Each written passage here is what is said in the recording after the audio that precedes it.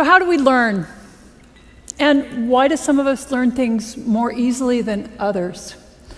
So as I was mentioned, I'm Dr. Lara Boyd. I'm a brain researcher here at the University of British Columbia. And these are the questions that fascinate me. So brain research is one of the great frontiers in the understanding of human physiology, and also in the consideration of what makes us who we are. It's an amazing time to be a brain researcher, and I would argue to you that I have the most interesting job in the world. What we know about the brain is changing at a breathtaking pace. And much of what we thought we knew and understood about the brain turns out to be not true or incomplete. Now, some of these misconceptions are more obvious than others. For example, we used to think that after childhood, the brain really could not change. And it turns out that nothing could be farther from the truth. Another misconception about the brain is that you only use parts of it at any given time, and it's silent when you do nothing. Well, this is also untrue. It turns out that even when you're at rest and thinking of nothing, your brain is highly active. So it's been advances in technology, such as MRI, has allowed us to make these and many other important discoveries. And perhaps the most exciting, the most interesting and transformative of these discoveries is that every time you learn a new fact or skill, you change your brain. It's something we call neuroplasticity. So as little as 25 years ago, we thought that after about puberty, the only changes that took place in the brain were negative. The loss of brain cells with aging, the result of damage, like a stroke. And then studies began to show remarkable amounts of reorganization in the adult brain. And the ensuing research has shown us that all of our behaviors change our brain, that these changes are not limited by age. It's good news, right? And in fact, they're taking place all the time. And very importantly, brain reorganization helps to support recovery after you damage your brain. The key to each of these changes is neuroplasticity. So what does it look like? So your brain can change in three very basic ways to support learning. And the first is chemical. So your brain actually functions by transferring chemical signals between brain cells, what we call neurons, and these trigger a series of actions and reactions. So to support learning, your brain can increase the amount or the concentrations of these chemical signaling that's taking place between neurons. Now, because this kind of change can happen very rapidly, this supports short-term memory, or the short-term improvement in the performance of a motor skill. The second way that the brain can change to support learning is by altering its structure.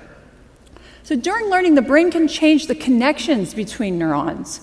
Now here, the physical structure of the brain is actually changing, so this takes a bit more time. These types of changes are related to long-term memory, the long-term improvement in a motor skill. Now, these processes, they interact, and let me give you an example of how. So we've all tried to learn a new motor skill, maybe playing the piano, maybe learning to juggle. And you've had the experience of getting better and better within a single session of practice and thinking, I've got it. And then maybe you've returned the next day and all those improvements from the day before, they're lost. What happened? Well, in the short term, your brain was able to increase the chemical signaling between your neurons. But for some reason, those changes did not induce the structural change that are necessary to support long-term memory. Remember that long-term memories take time, and what you see in the short term does not reflect learning. It's these physical changes that are now going to support long-term memories and chemical changes that support short-term memories. Structural changes also can lead to integrated networks of brain regions that function together to support learning. And they can also lead to certain brain regions that are important for very specific behaviors to change their structure or to enlarge. And so here's some examples of that. So people who read Braille, they have larger hand sensory areas in their brain than those of us who don't. Your dominant hand motor region, which is on the left side of your brain, if you're right-handed, is larger than the other side. And research shows that London taxi cab drivers who actually have to memorize a map of London to get their taxi cab license, they have larger brain regions devoted to spatial or mapping memories.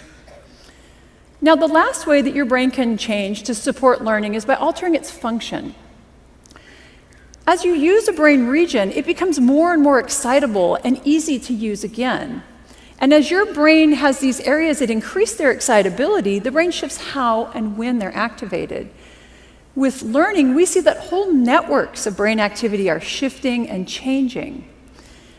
So neuroplasticity is supported by chemical, by structural, and by functional changes. And these are happening across the whole brain. They can occur in isolation from one another, but most often they take place in concert. Together, they support learning. And they're taking place all the time. So I've just told you really how awesomely neuroplastic your brain is. So why can't you learn anything you choose to with ease? Why do our kids sometimes fail in school? Why, as we age, do we tend to forget things? And why don't people fully recover from brain damage? That is, what is it that limits and facilitates neuroplasticity? And so this is what I study. I study it specifically how it relates to recovery from stroke. So recently, stroke dropped from being the third leading cause of death in the United States to be the fourth leading cause of death. Great news, right? Well, it actually turns out that the numbers of people having a stroke has not declined. We're just better at keeping people alive after a severe stroke. It turns out to be very difficult to help the brain recover from stroke. And frankly, we have failed to develop effective rehabilitation interventions. The net result of this is that stroke is the leading cause of long-term disability in adults in the world. Individuals with stroke are younger and tending to live longer with that disability. And research from my group actually shows that the health-related quality of life of Canadians with stroke has declined. So clearly, we need to be better at helping people recover from stroke. And this is an enormous societal problem, and it's one that we're not solving. So what can be done? One thing is absolutely clear. The best driver of neuroplastic change in your brain is your behavior. The problem is that the dose of behavior, the dose of practice that's required to learn new and relearn old motor skills, it's very large. And how to effectively deliver these large doses of practice is a very difficult problem. It's also a very expensive problem. So the approach that my research has taken is to develop therapies that prime or that prepare the brain to learn. And these have included brain stimulation, exercise, and robotics.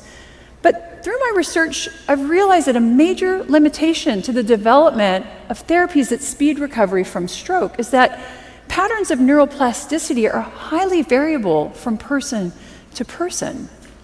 Now, as a researcher, variability used to drive me crazy.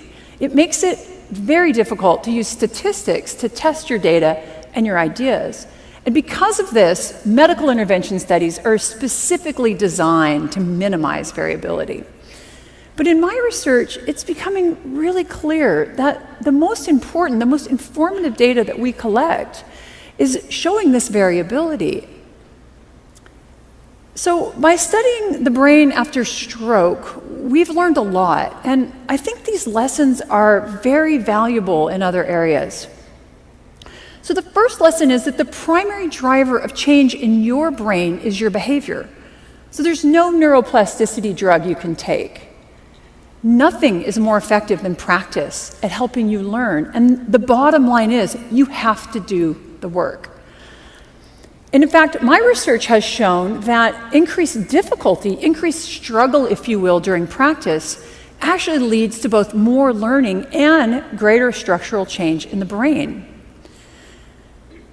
The problem here is that neuroplasticity can work both ways.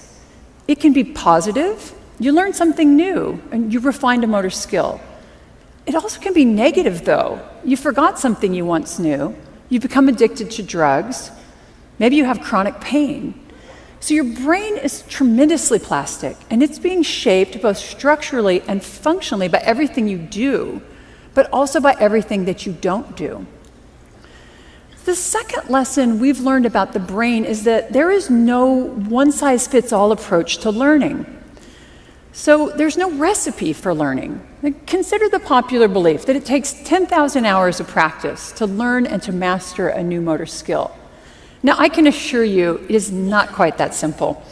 For some of us, it's going to take a lot more practice, and for others, it may take far less. So the shaping of our plastic brains it's far too unique for there to be any single intervention that's going to work for all of us. And now this realization have forced us to consider something called personalized medicine. So this is the idea that to optimize outcomes, each individual requires their own intervention. And the idea actually comes from cancer treatments. And here it turns out that genetics are very important in matching certain types of chemotherapy with specific forms of cancer. My research is showing that this also applies to recovery from stroke. So there are certain characteristics of brain structure and function that we call biomarkers. And these biomarkers are proving to be very helpful in helping us to match specific therapies with individual patients. And the data from my lab suggests it's a combination of biomarkers that best predicts neuroplastic change and patterns of recovery after stroke. And that's not surprising given how complicated the human brain is. But I also think we can consider this concept much more broadly. Given the unique structure and function of each of our brains, what we've learned about neuroplasticity after stroke applies to everyone. Behaviors that you employ in your everyday life are important. Each of them is changing your brain. And I believe we have to consider not just personalized medicine, but personalized learning. The uniqueness of your brain will affect you, both as a learner and also as a teacher. And now this idea helps us to understand why some children can thrive in traditional education settings and others don't. Why some of us can learn languages easily, and yet others can pick up any sport and excel. So when you leave this room today, your brain will not be the same as when you entered this morning. And I think that's pretty amazing. But each of you is going to have changed your brain differently. Understanding these differences, these individual patterns, this variability and change, is going to enable the next great advance in neuroscience. It's going to allow us to develop new and more effective interventions and allow for matches between learners and teachers and patients and interventions. And this does not just apply to recovery from stroke. It applies to each of us as a parent, as a teacher, as a manager, and also, because you're at TEDx today, a lifelong learner.